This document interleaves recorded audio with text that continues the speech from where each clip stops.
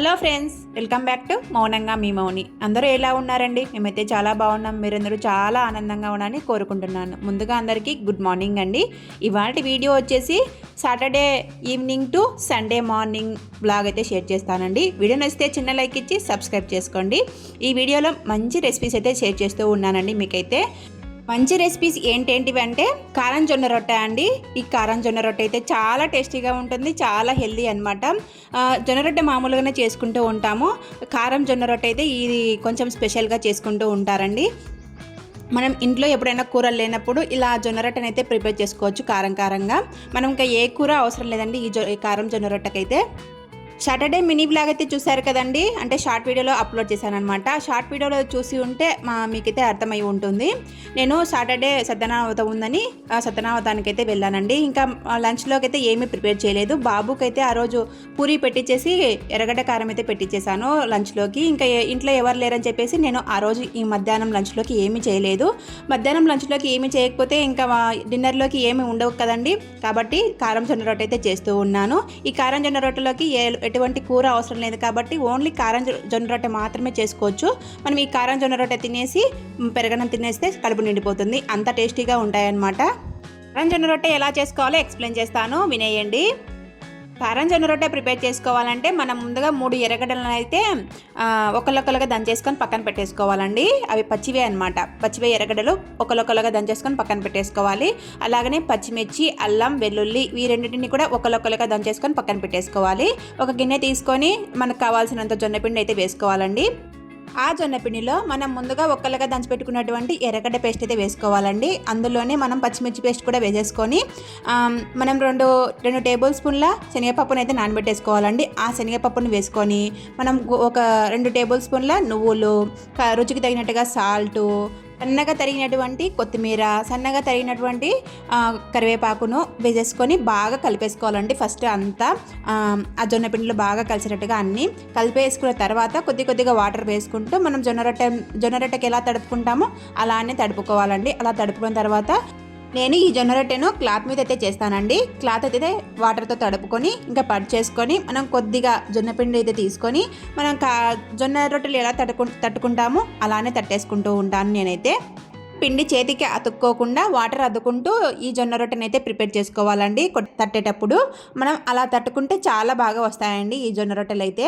ఇంకా నేను ఇక్కడ జొన్న రొట్టె అంతా తట్టేసుకున్న తర్వాత ఈ లోపల మనము జొన్న రొట్టెలు చేసే పెన్నం అయితే ఉంటుంది కదా, ఆ పెన్నాన్ని స్టవ్ మీద పెట్టేసి వేడి చేసుకోవాలి. ఈ వేడి చేసుకున్న పెన్నం పైన మనం తట్టుకున్నటువంటి జొన్న రొట్టెని అయితే వేసేసుకొని బాగా కాల్చుకోవాలన్నమాట.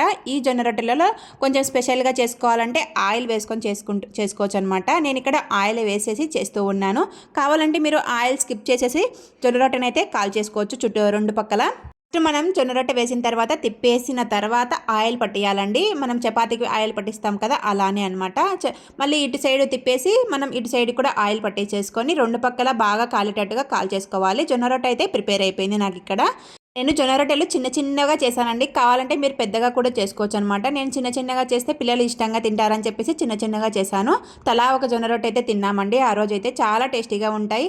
జొన్న రొట్టె ఆబ్వియస్లీ మిగిలితే నెక్స్ట్ డే కూడా తింటూ ఉంటారు సద్ద జొన్న రొట్టెలు.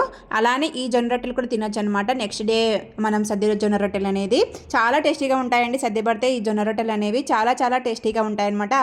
జొన్న రొట్టె ప్రిపేర్ చేసిన తర్వాత బట్టలు అయితే వాష్ చేశానండి. ఈ బట్టలు వచ్చేసి సాటర్డే నైటే వాష్ చేశాను అనమాట. ఈ బట్టలు అన్నీ ఇంకా స్కూల్ బట్టలు అండి. స్కూల్కి వెళ్ళేటప్పుడు వదిలిపెడుతూ ఉంటారు కదా పిల్లలు, స్కూల్ డ్రెస్సులు, అలాగనే సాక్స్లు ఇవన్నీ ఉంటాయి కదా, అవన్నీ విప్పేసింటే అవన్నీ వాష్ చేశాను. అవన్నీ వాష్ చేస్తే మనకు నెక్స్ట్ డేకి కొంచెం టెన్షన్ లేకుండా సాటర్డే అంతా పీస్ఫుల్గా గడిచినట్టుగా ఉంటుంది నాకైతే. నేను సాటర్డే ఎందుకు ఇలా అన్నీ వాష్ చేశానంటే సండే అసలు వీలుగా ఉండదండి. ఇంట్లో పిల్లలు ఉంటారు కాబట్టి వాళ్ళతోనే సరిపోతుంది. సండే అంటే కొంచెం స్పెషల్గా చేసుకుంటూ ఉంటారు కదా, ఇంటి దగ్గర ఉంటారు కాబట్టి ఆ స్పెషల్స్ చేయడానికి టైం అంతా సరిపోతుందండి నాకైతే. ఇంకా కాబట్టి నేను సాటర్డే నైటే బాగా ఉతికేసి ఆరేసి పెడుతూ ఉన్నాను. ఇంకా టెన్షన్ లేకుండా ఉంటుంది. మనం బట్టలు ఉతకాలనే అని టెన్షన్ ఉండదు నాకైతే. అందుకోసము పీస్ఫుల్గా ఉండడానికి మైండ్ అంతా ఇలా సాటర్డే నైటే అన్నీ ఉతికేసి ఆరేస్తూ ఉన్నాను.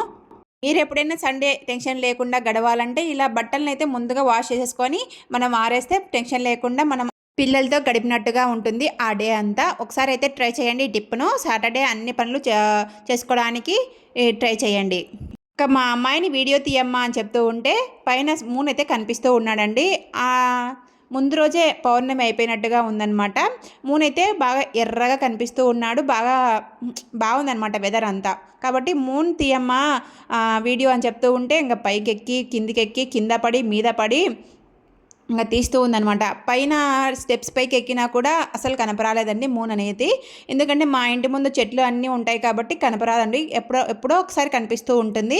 దాన్ని మళ్ళీ కిందికి వచ్చి మళ్ళీ ఒక చోట బాగా కనిపిస్తుంది, ఆ చోటని బాగా ఎంచుకొని తీస్తూ ఉందండి వీడియో అయితే. నాకు చాలా ఫన్నీగా అనిపించింది. ఆ పిల్ల స్టెప్స్ పైకి ఎక్కింది, మళ్ళీ కిందికి దిగింది, ఎక్కడ కనిపించలేదని చూస్తూ ఉంది. అసలు ఎంత ఫన్నీగా అనిపించిందో నాకైతే అప్పుడు నవ్వుకోవాలనిపించింది అనమాట. ఇంకా మూన్ అయితే తీస్తూ ఉంది, దగ్గరగా చూపిస్తూ ఉంది చూడండి జూమ్ పెట్టేసి.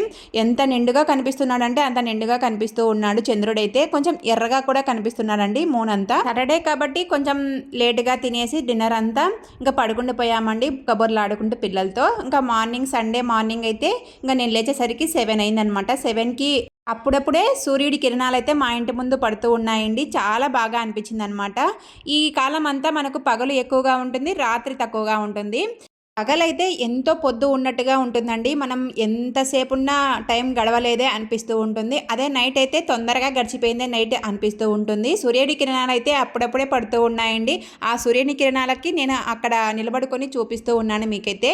ఆ సూర్యకిరణాల మధ్యలో నిలబడుకుంటే చాలా చాలా బాగుందన్నమాట. అదే వింటర్ అనుకోండి, సూర్యకిరణాలు అస్సలు మా ఇంటి మీద పడవండి. ఎందుకంటే మా ఇల్లు ఉత్తరానికి ఉంటుంది కాబట్టి అసలు సూర్యకిరణాలే రావండి. మా ఇంటి ముందు ఇంకొక ఇల్లు ఉంది కాబట్టి ఇంకా కనిపించడు సూర్యుడు అనేది. వింటర్ అంతా మనకు దక్షిణాయనం కదండి, అంటే దక్షిణాయనంలో మన సూర్యుడు వస్తూ ఉంటాడు. అదే సమ్మర్ అయితే కనుక ఉత్తరాయణం కదండి, ఉత్తరాయణంలో సూర్యుడు వస్తూ ఉంటారు. కాబట్టి ఉత్తరం దిక్కుగా ఉన్నప్పుడు ఈ సూర్యకిరణాలు మనకు పడుతూ ఉంటాయి ఉత్తరాయణంలో. దక్షిణాయనంలో అయితే సూర్యకిరణాలు అస్సలు పడవన్నమాట. నేను 7కి లేచా అని చెప్పాను కదండి, 7:17 అయిందనమాట. నేను లేచి ఇంకా ఇంటి ముందు కల్లాపి చల్లి అంతా అయిపోయేసరికి 7:15 7:17 అయింది. ఆ టైంకే సూర్యకిరణాలు ఎంత బాగా పడిపోతూ ఉన్నాయో అనిపించింది.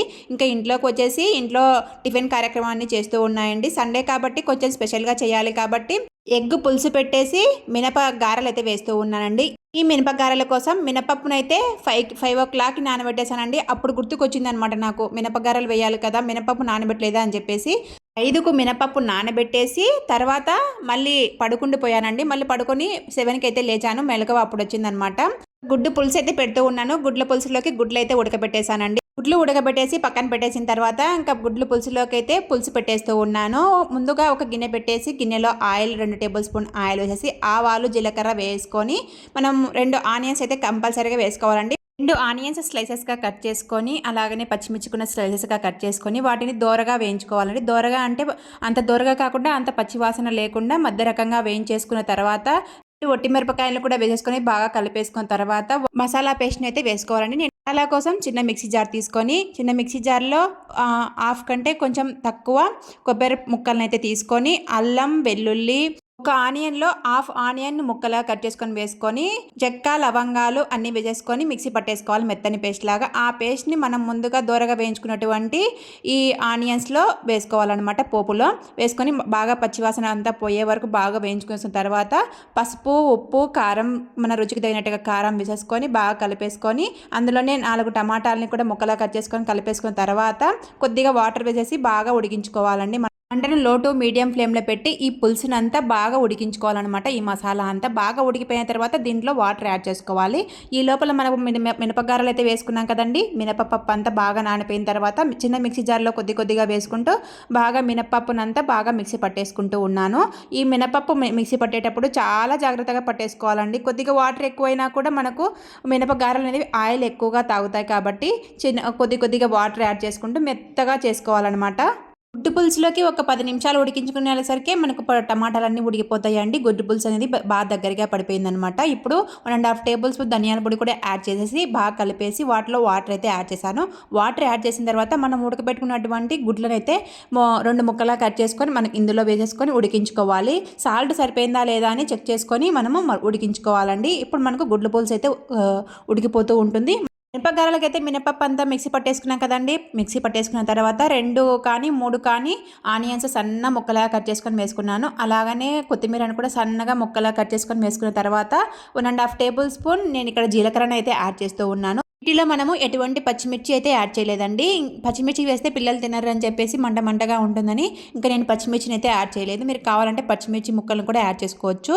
ఇంకా అవన్నీ వేసేసిన తర్వాత రుచికి తగినట్టుగా సాల్ట్ని కూడా యాడ్ చేసిన తర్వాత బాగా కలిపేసుకుంటూ ఉన్నానండి. నేను ఇక్కడ మనం మినప్పప్పును ఎంత వాటర్ లేకుండా మిక్సీ పట్టేసుకుంటామో అంత బాగా వస్తాయండి మినప వడలు అనేది.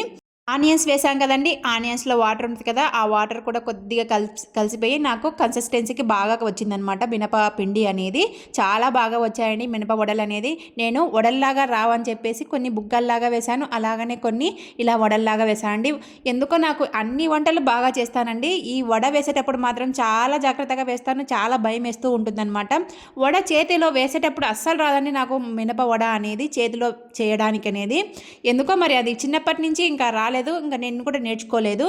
ఆయిల్ వేడిగా అయిందని చెప్పేసి 3 మినపవడలు అయితే వేసానండి. అటు సైడ్ కూర అయితే చెక్ చేస్తూ ఉన్నాను, సాల్ట్ సరిపోయిందా, పులుసు ఉందా లేదా అని చెక్ చేస్తూ ఉన్నాను. సాల్ట్ అయితే సరిపోయింది, పులుసు కూడా బాగా ఉందన్నమాట. ఈ వడల్లోకి పులుసు ఉంటేనే చాలా బాగుంటుంది. అన్నీ చెక్ చేసిన తర్వాత వాటిలో లాస్ట్లో అయితే కొద్దిగా కొత్తిమీర అలాగనే కరివేపాకు యాడ్ చేస్తున్నానండి. నేను ఎప్పుడైనా కూడా కొత్తిమీర కరివేపాకు 2 లాస్ట్లోనే యాడ్ చేస్తానండి. అలా లాస్ట్లో యాడ్ చేయడం వల్ల ఆ ఫ్లేవర్ అనేది కూరకు పడుతుంది అని చెప్పేసి లాస్ట్లో యాడ్ చేసేసి మూత పెట్టేస్తాను. ఇంకా కూర అయిపోయినట్టే అండి గుడ్ల పులుసు అనేది. మనకి ఇక్కడ ఇంకా మినప వడలు అయితే వేసాను కదండి, మినప వడలు అయితే కాలుతూ ఉన్నాయండి. ఇక్కడ చూడండి 3 మినప వడలు అయితే వేసాను, వాటిని తీసేస్తూ ఉన్నాను. ఈ మినపవడలు చేసేటప్పుడు మంటను లో టు మీడియం ఫ్లేమ్లో పెట్టుకోవాలండి, లేదంటే మినపవడలు లో ఫ్లేమ్లో పెడితే కాలవు, హై ఫ్లేమ్లో పెడితే మాడిపోతాయి. కాబట్టి మీడియం ఫ్లేమ్లో పెట్టి మనం వడలు అనేది చేసుకోవాలన్నమాట. నేను ఇక్కడ మళ్ళీ ఒక 5 వడలు అయితే వేసానండి, అవి కూడా రెడీ అయిపోయాయి. మినపవడలు అయితే చాలా బాగా వచ్చాయండి, ఆయిల్ అస్సలు పీల్చుకోలేదన్నమాట. మనకు ఈ మాత్రం ఆయిల్ పీల్చుకుంటే సరిపోతుందండి ఈ మినపవడలు అనేవి.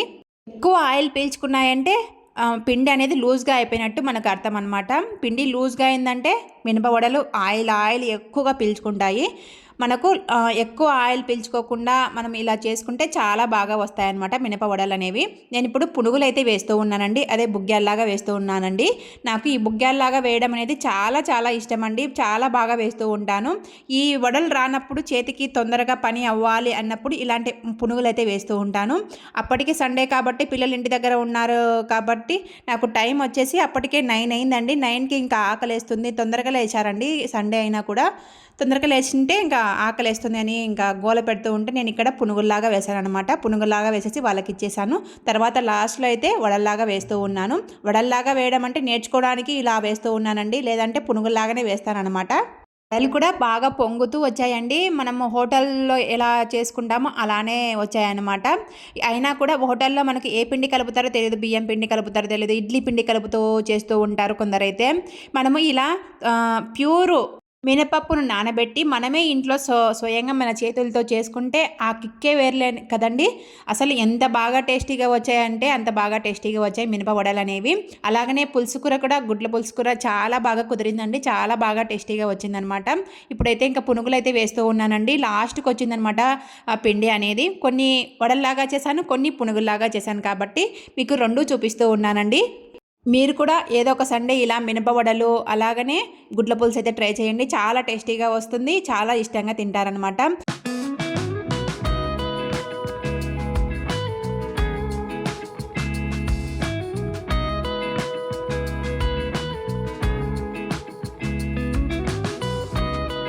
వడ తినాలని చాలా లీగల్గా వెయిట్ చేస్తూ ఉన్నానండి. మనం వడ చేసామంటే లాస్ట్లో తినడానికే ట్రై చేస్తూ ఉంటాం, ఎందుకంటే వడలు అనేవి అప్పటికప్పుడు తినాలంటే వేడివేడిగా ఉంటేనే బాగుంటాయి. కాబట్టి పిల్లలందరికీ వేసి ఇచ్చేసరికి, ఇంట్లో వాళ్ళకందరికీ వేసి ఇచ్చేసరికి టైం అయిపోతుంది. నేను 9కి మొదలు పెట్టేశానండి, 9:30 అయిందనమాట వడలన్నీ పూర్తి అయిపోయేసరికి. నేను ఇప్పుడు పెట్టుకొని తింటూ ఉన్నాను అనమాట. చాలా చాలా టేస్టీగా వచ్చాయండి. అసలు పిల్లలు మా వారైతే చాలా చాలా ఇష్టంగా తిన్నారండి, వడలు బాగున్నాయని చెప్పేసి. వీడియో నచ్చితే చిన్న లైక్ ఇచ్చి సబ్స్క్రైబ్ చేసుకోండి. మరొక మంచి వీడియోతో మళ్ళీ కలుస్తాను, ఉంటానండి, బాయ్.